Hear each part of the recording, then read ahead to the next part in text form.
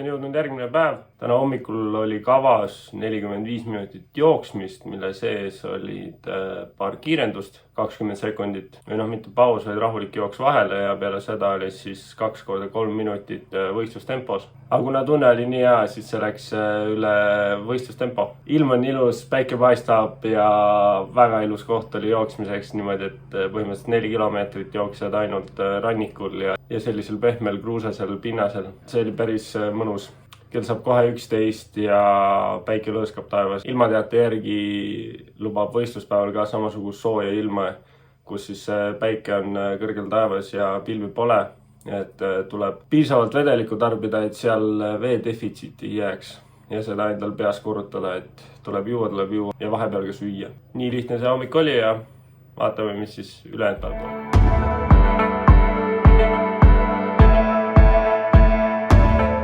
Aga jah, täna mul on juba treenid tehtud, käisin basseinis ära ja kiire 3200 meetrit, veidi tehnikat, veidi kiirust, et selles mõttes mitte midagi erilist. Ja siis mõtlesin, et teen natuke turistikat, kõnnin siin ümber lossi ja teen veidi ka rajaluuret, et vaadata, milline see pinnas on. Alguses on veits kruusa, aga pärast läheb asfaldi peale asi üle, et selles mõttes midagi hullu ei ole. Aga jah, nagu taamal näete, siis see on selline väike parvlaev, millega saab siin üle väina käia. Aga nagu näha, siis juba mõned poid on pandud vette. Alustame ujumist siit tagant, siis mööda seda serva poidesse, mööda serva. Siis sinna, siis siia, siis vahepeal siia tagasi keskele, siis uuesti sinna, siis siia, mööda äärt tagasi, sinna ja välja. Suht kitsas ala ja on tahetud see 1,9 kilomeetrit ära pahmutada siia. Ja nagu näha, on ka meie sõbrad siin mees, millimallikad, külla-mulla. Elavad oma elu ja eks me tuleme mingi hetk neid siis kiusama siia pühapäeva hommikul. Ja nagu juures oleval videol näha ka siis jooksurada on hästi vahelduv, et on kruusa, on asfaldit ja siis on ka munakivi. Aga õnneks siin ääres on siuke 2 väikest riba, mille peal saab joosta ja ei ole nii ebamugav ja ebatasane.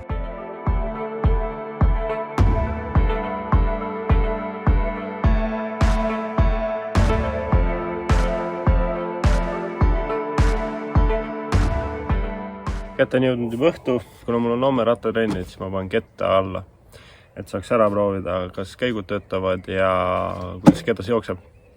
Siinkohal tahakski tänada rattabaasist Ivarit, kes läbi sõbra aitas, või juba 2 aastat aitab mind kettaga, et saaks veel kiiremini sõita.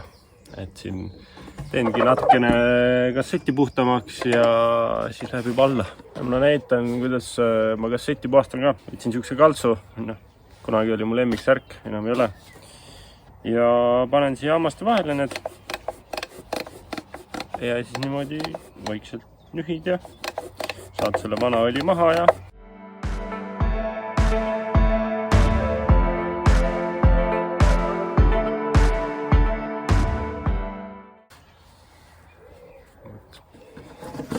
nagu näete, ongi puhas.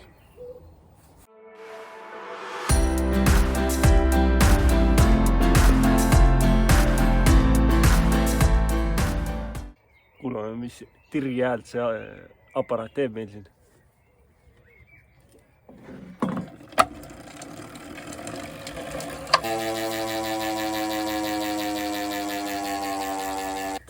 Siuke mõnus ja mahe tirr. Oot. Aga jah, ma arvan, tänase päeva võib ära lõpetada. The next day.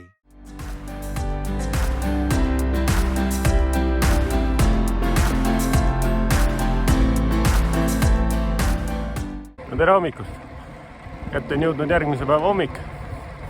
Tulin hommikusele rattatiirule ja proovin ketast ja kuidas käigud sujuvad siis esimese 10 minuti kohta tõesti. On nii sujuvad käigud, et ei saagi aru, kui nupule vajutad.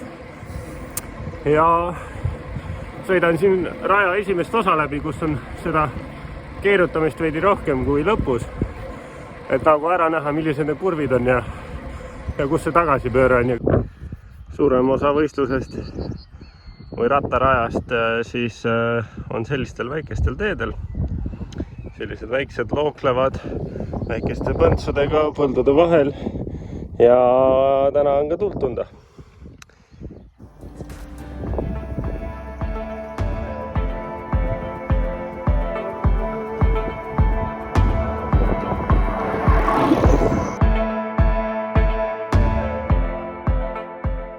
Olen päevaga jõudnud juba lõunasse. Võtsin ka numbri välja. Olen number 27. Nimi ka ilusti kirjas ja ootan venna ära, sõidame sinna. Pean veel uuesti Expolt üle käima, sest Kevin unustas numbrikummi maha. Aga see on väike probleem, et ma arvan, selle saame lahendatud. No nii, mul kaameramees on ka kohale jõudnud. Aga paneme ka oma nimed siia kirja ja see on ajalugu tehtud.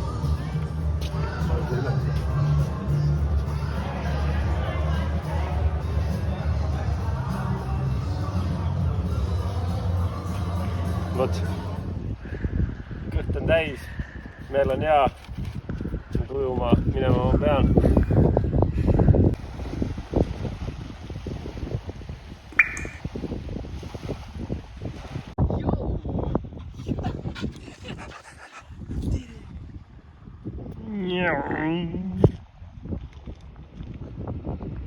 The next day. Meil käib hommikune trenn.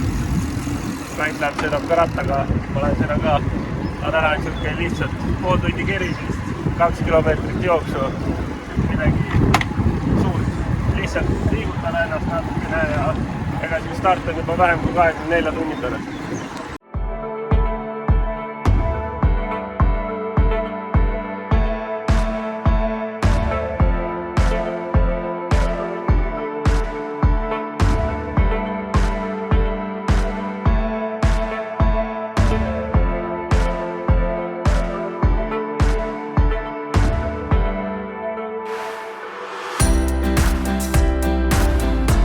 Sellised need tänase päeva seiklused olid.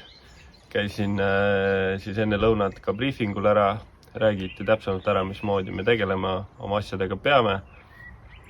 Ja meil on hoopis seekord niimoodi, et kui muidu on Ironmanides need punane ja sinine kott, siis seekord proodel on tehtud niimoodi, et põhimõtteliselt tuled veest välja, jooksed oma ratta juurde, sul on seal oma kast, mille sees sul on omad asjad.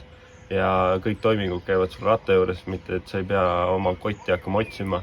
Et vahetsalad on proode jaoks tehtud selliseks kiiremaks, mugavamaks. Ega peale seda ei teinudki midagi. Tulime koju, tegin riisi, Ivan võistlus toidukava peal ja valmistume homseks. Seda ka veel, et kes tahab homme võistlust jälgida laivis, siis telefonidel on olemas äpp Ironman Tracker, kus on see võistlus olemas ja number 27 Kevin Vabarkotsi üles saate vaadata laivis siis. Kuidas ma võistlen, millised on ajad, millised on vahed. Start on siis kohaliku aja järgi siin 7.30, Eestis 8.30. Olge vahvad, olge tublid ja näeme juba varsti. Tšau!